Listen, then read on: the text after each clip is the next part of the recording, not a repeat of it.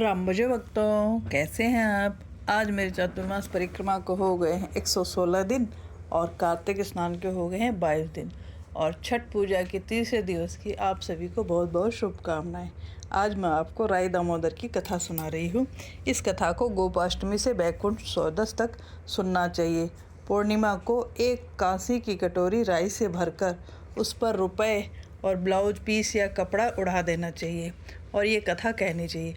एक छोटी बच्ची थी, उसके लगन थी कि वह हर कार्तिक नहाती। कार्तिक नहाने वह गंगा जी, यमुना जी और पुष्कर भी जाया करती थी। एक दिन कार्तिक नहाने वाली औरतों ने कहा कि बेटी, तू यह सब करती है तो राई दामोदर जी को जरूर भोजन कराना और माखन मिश्री का भोग लगाना। बच्ची होने के कारण उसने पूछा कि वे कैसे होते हैं। तब औरत ने बताया कि माथे मोर मुकुट, गल वैजंती माला, पीला पीला हीरों से जड़ा पाट पीताम्बरधारी, हाथ मुरलिया लिए होते हैं। लड़की ने कहा कि पहचान जाऊंगी। घर जाकर रसोई बनाई और एक थाली में माखन मिश्री और बनाया हुआ भोजन रखकर मंदिर में गई।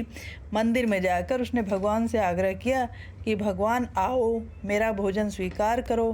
बैठे बैठे बहुत देर हो गई लेकिन भगवान नहीं आए। राई दामोदर को भोजन कराने वह शहर में निकल गई। वहाँ से जंगलों में, पहाड़ों में निकली लेकिन भगवान नहीं मिले। सुबह से शाम हो गई। उसने फिर भगवान से पुकार लगाई, हे मोर मुकुटधारी, हे मुरली मनोहर, हे पाट पीताम्बरधारी, आओ जी, मैंने थाली सजाई है, आप जिमोगा तो मैं जिमूंगी। राय दामोदर जी से लड़की की सच्चे मन की पुकार को सुनकर रहा न गया और एक ब्राह्मण का वेश धारण करके और आए और बच्ची से बोले, मुझे भोजन करा दे, मैं ही तेरा भगवान हूँ। बच्ची ने कहा कि मैं तुझे नहीं जिमाऊंगी, मुझे मेरे भगवान को जिमाना है। तब ब्राह्मण से भगवान असली रूप में आए। तब उस लड़की ने कहा कि हाँ, आप ही मेरे भगवान हो, लो आओ बैठो और जिमो। भगवान भोजन करके बोले, अच्छा बच्ची, हम चलते हैं। तब वह भी उनके पीछे चलने लगी। कुछ देर में भगवान अंतर्धान हो गए। बच्ची खुशी खुशी घर आकर बोली कि मैंने भगवान के दर्शन कर लिए हैं और मैं मेरे हाथों से उनको भोजन करा के आ रही हूँ। किसी ने विश्वास किया और किसी ने नहीं। जिसकी जैसी भावना उसको वैसा ही फल मिलता है।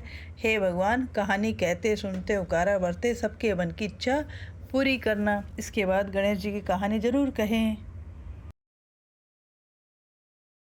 कार्तिक मास की और भी बहुत कहानियाँ हैं और आप कौन सी कहानी सुनना चाहते हैं कमेंट करके ज़रूर बताइएगा। कल आपको गोपाष्टमी की कहानी सुनाऊंगी। हरे कृष्ण हरे